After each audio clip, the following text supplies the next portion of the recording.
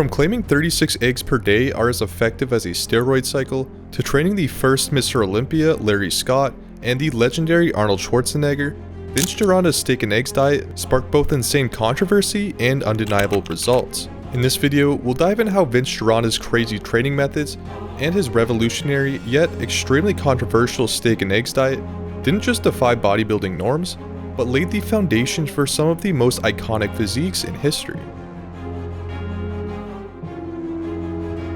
Vince Gironda was born in the Bronx, New York in 1917.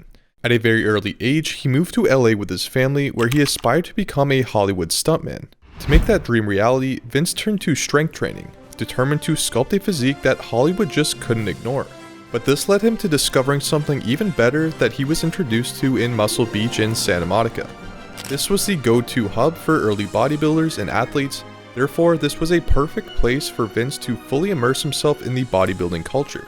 Because of this, Vince learned early on that nutrition and precise training principles were the keys to developing an aesthetically pleasing physique, a philosophy that would later set him apart. But Vince's no-nonsense approach didn't sit well with everyone. His blunt personality led him to clash and even have a falling out with Arnold Schwarzenegger, who had a significant impact on his career. Walking into Vince's gym was like stepping into a different world, one designed for results and nothing else. It was the polar opposite of the modern day gyms, filled with loud music and endless rows of machines. At Vince's gym, the lights were dim, the air was thick with focus, and the only sounds were the clank of weights and the grunts of someone chasing their next Mr. Olympia title. This atmosphere represented his training philosophy perfectly. No loud music, no distraction, just total focus. But although he was known for helping train some of the most aesthetic physiques in the world, like Larry Scott, by focusing on intensity, Vince actually believed that 85% of bodybuilding success was due to nutrition. Because of this, he developed a purist mentality: steak and eggs. Simple, right? Simple if you had the discipline to stick to it. Vince rejected high-carb bulking, cheap protein powders, and steroids, which he considered nothing short of cheating. Instead, he prioritized leanness and hormonal health through a low-carb, high-fat diet. He even famously called Arnold Schwarzenegger fat, a jab that began a rocky relationship between the two. Vince even believed that 36 eggs per day could deliver results comparable to a steroid cycle. Now, to many this seems ridiculous, but maybe there was something to this. After all, steak and eggs are some of the most nutrient-dense foods on the planet, loaded with cholesterol, which is actually the backbone of many hormones, including the testosterone molecule, a hormone foundational to the growth and recovery of muscles. Now, Hollywood's biggest actors needed a quick way to get that beach body, that look of toned muscle and a chiseled midsection. The go-to guy was Vince Gironda. What was his go-to protocol? Well, steak and eggs. Packed with all of the essential nutrients needed to build muscle, while also eliminating carbs to make getting lean effortless. His steak and eggs protocol was straightforward. Eat steak or any type of beef and eggs, as much as you want, twice a day. Once a week, he recommended a carb up day, which he believed was essential for keeping the muscles full. Although I do think he got this part wrong, but I'll explain why later. Vince also added a few nuances to his recommendations, such as prioritizing high quality sources like pasture raised eggs, and even eating them raw to preserve the nutrients. A common approach in the bodybuilding community nowadays is to just prioritize the egg whites and get rid of the yolks. Why? Well, most of the protein is in the whites. This also avoids the extra fat and cholesterol that come with the yolks. But Vince was never a fan of this approach. He knew that the yolk was the powerhouse of the egg and could actually have even more muscle building properties. So here's the big question: does prioritizing whole eggs, as Vince did, really make that much of a difference?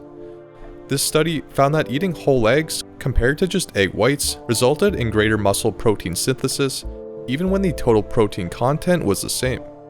Obviously, Vince didn't have access to modern studies like this, but his intuition was spot on. He recognized that the whole egg is nature's ultimate nutrient bomb. But what about all of that cholesterol? Well, dietary cholesterol doesn't actually increase blood cholesterol levels. In fact, cholesterol is essential for hormone production. It's the backbone of testosterone, the very hormone that drives muscle growth, recovery, and overall performance. It has been well documented that increased animal fat intake can boost testosterone levels in men, while reducing it can lead to lower levels of this critical hormone. This could also explain why so many people experience a rise in testosterone when following a ketogenic or low-carb diet. Now, I personally experienced this myself when I switched to a carnivore diet, which was primarily steak and eggs. But to be honest, it didn't start off great. At first, I noticed a drop-off in drive, performance, and even libido, all things tied to testosterone. This was likely due to my body adapting to a rapid change, and I probably wasn't eating enough fat, which is crucial for optimizing a low-carb or no-carb diet. So could Vince's protocol of having 1 carb day per week have saved me initially, and given me even better results? Well, I've been eating a carnivore or carnivore-like diet for about 3 years now, and I've experienced nothing but improvements in my athletic performance since the first month. The main reasons why Vince recommended a carb day was to regulate the thyroid and replenish glycogen. Gluconeogenesis: your body's ability to create glucose and glycogen from protein and fat eventually takes over once your body is fully fat adapted, a process that can take up to 4 to 6 months to reach its full potential. But once fat adapted, your body can restore glycogen on its own without carbs. Not only this, eating fewer, larger meals temporarily takes you out of ketosis, addressing some of the issues people associate with long-term ketosis. So while Vince's carb day worked well for many of his clients and is still a viable option, I just don't think it's strictly necessary. Although this is one of my only critiques of Vince's methods, many others at the time were far from fans. His approach sparked plenty of controversy, not just with his diet, but with his training philosophy as well. Vince's training could be summed up in one word: intensity. Think Mike Mentzer, but with slightly higher volume and laser-focused control over every rep. For Vince, form was everything, and brute strength meant nothing if it didn't contribute to building a balanced, symmetrical physique.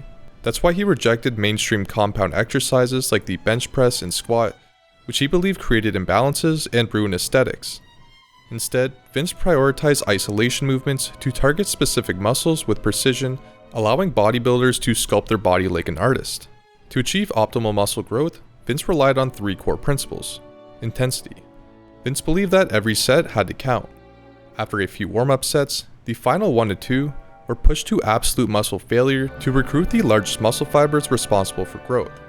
Modern science, like Henneman's size principle, confirms this approach, showing high-intensity effort is crucial for stimulating these larger type 2 muscle fibers. Isolation. For Vince, less was more. He favored isolation exercises like bicep curls over compound movements like chin-ups because they focus solely on the target muscle, minimizing assistance from other groups. This precision was key to creating a balanced and aesthetic look that he swore by. Short rest periods. Vince argued that long rest times allowed the muscle to recover too much, defeating the purpose of bodybuilding: fatigue.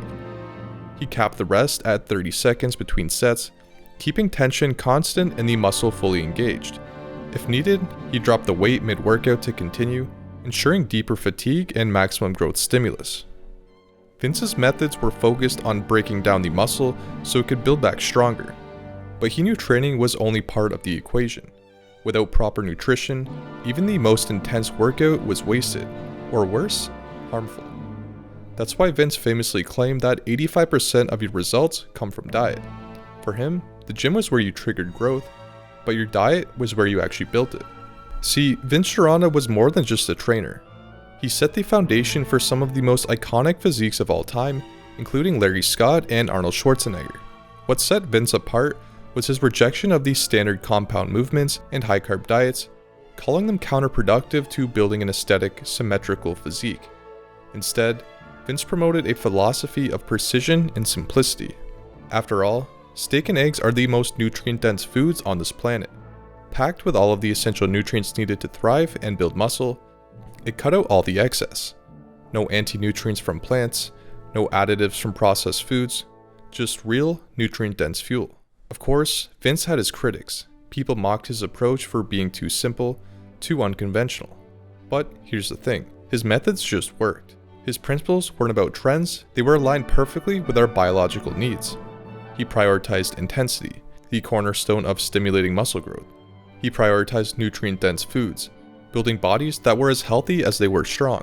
And he prioritized simplicity, cutting through the noise to focus only on what delivered results. That's what made Vince Gironda and his steak and eggs diet work so well. He didn't overcomplicate things. He focused on what worked. And even today, his ideas continue to inspire athletes, trainers, and anyone striving for peak performance.